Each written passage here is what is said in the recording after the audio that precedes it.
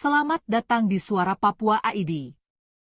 Kali ini kita akan melihat dan membahas tentang realitas kehidupan orang asli Papua, OAP, di tanah atas tanah Papua. Warning untuk orang asli Papua. Silakan simak dan mengikuti dengan seksama, agar Anda sebagai orang asli paham. Artikel ini sudah terjadi, sedang terjadi. Kolonial adalah masyarakat yang malas. Malas di sini penjabarannya banyak sekali.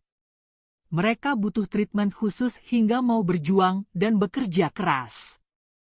Maaf kakak jika saya sedikit bicara kasar terkait hal ini. Namun ini menjadikan bahan perenungan bersama, hal apa yang sebaiknya perlu diperbaiki dari mentalitas itu sendiri. Saya juga pernah baca tentang hasil pengamatan lapangan bahwa bangsa Papua jika tidak sanggup mempertahankan budaya, mempertahankan tanahnya sendiri, lalu hanya mengikuti kesenangan sesaat, tidak mau berusaha, berdiri di atas kaki sendiri, maka waktu yang akan menjawab semuanya apakah bangsa ini akan tetap bertahan atau tinggal nama. Sekiranya ini yang pernah saya baca dalam tulisan seseorang yang katanya pernah mengunjungi Papua namanya Willy Sart dari Jayapura. Kalian banyak doktor dan master, sarjana berlimpah. Ada tamatan luar negeri, ada tamatan dalam negeri dan ada yang tamat di luar tengah realitas yang membunuh kalian di Papua. Gelar kalian hanya di atas kertas, tak bisa buat apa-apa untuk tanah airmu. Anda hanya urus perutmu, Anda hanya urus jabatanmu, Anda terhanyut dalam rutinitasmu dan tepuk dada, bangga dengan gelarmu. Anda tidak menulis, Anda tidak buat kajian, Anda tidak berjuang, Anda jijik berada di jalanan untuk melawan, Anda tidak menjadi diplomat, Anda tidak urus tanah adatmu, Anda tidak mendidik kaummu. Itu artinya, Anda memang ingin membiarkan bangsmu mati atau gelarmu hanya di atas kertas dan tidak belajar sungguh-sungguh untuk mengerti realitasmu. Apakah Anda sengaja ataupun tidak paham?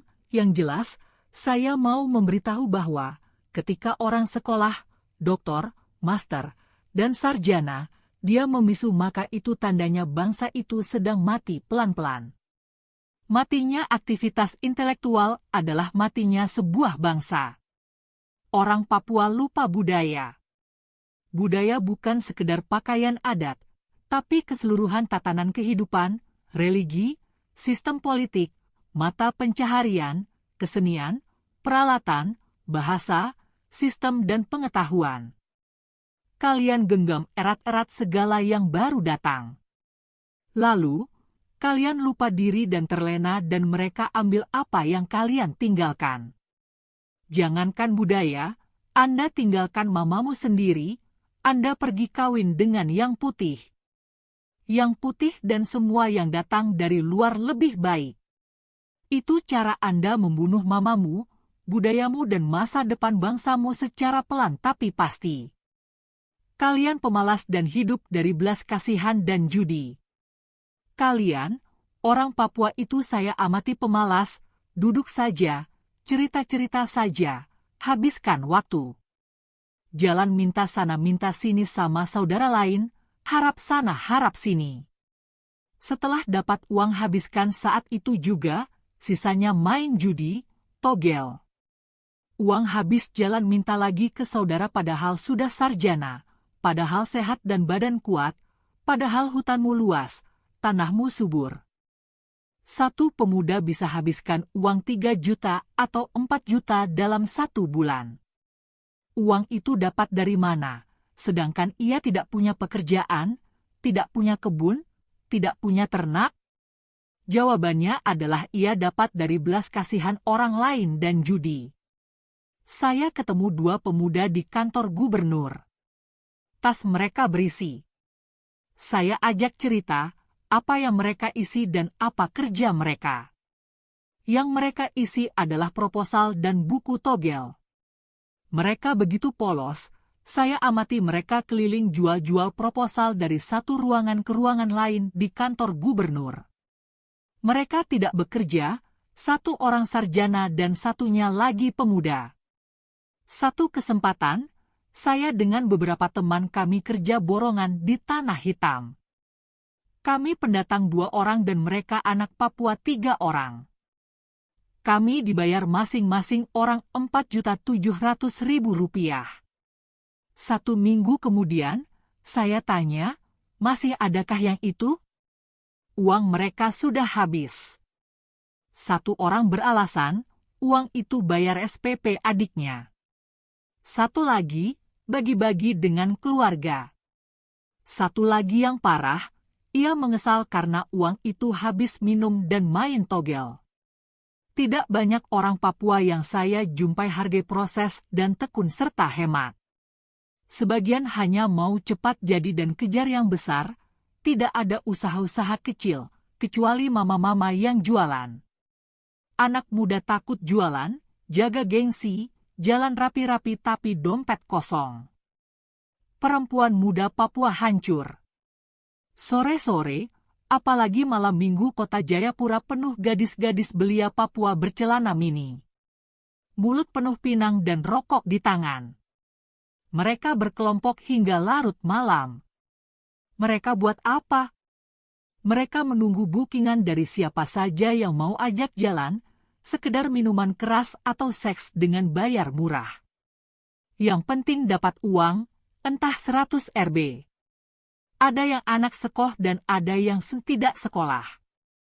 Saya ajak ngobrol, mereka cerita di rumah tidak ada makanan dan cari uang sekolah. Jika perempuan hancur, bagaimana mereka akan menikah, mengandung, melahirkan anak yang sehat dan mendidiknya menjadi besar untuk gantikan pemimpin kalian yang sudah banyak mati? Bagaimana mereka akan urus suami jika sudah hancur begini? Perempuan kuat, bangsa kuat. Orang tua malas tahu dengan pendidikan anak. Tidak ada budaya belajar di rumah. Beberapa rumah di teman-teman Papua tidak ada meja belajar untuk anak mereka. 1 kamar, anaknya dengan 2-3 orang tamu dokter saudara lain. Sore hari anak-anak tidak ada kebiasaan belajar di beberapa rumah yang saya kunjungi. Makan MLM larut malam sekali, ada yang jam 9, anak yang paling kecil sudah TDR. Ayah dan ibu punya urusan masing-masing, tidak dampingi anak belajar. Pada pagi hari, saya perhatikan di jalanan, tidak banyak orang Papua yang antar anak ke sekolah. Padahal di rumah ada mobil dan motor. Ada 1 pejabat punya mobil 2 dan motor, ada 1 di rumah TP pagi hari, dia bagi uang sama anaknya. Dia tidak kantar, anak jalan sendiri, naik ojek. Ini bukan soal kasih uang TP, ini soal bagaimana bentuk kasih sayang orang tua. Pendatang juga punya uang TP mereka antar anak mereka, lihat di lampu merah pagi hari. Bicara tuan tanah TP tidak urus pendidikan anak baik-baik, bagaimana mau jadi tuan rumah?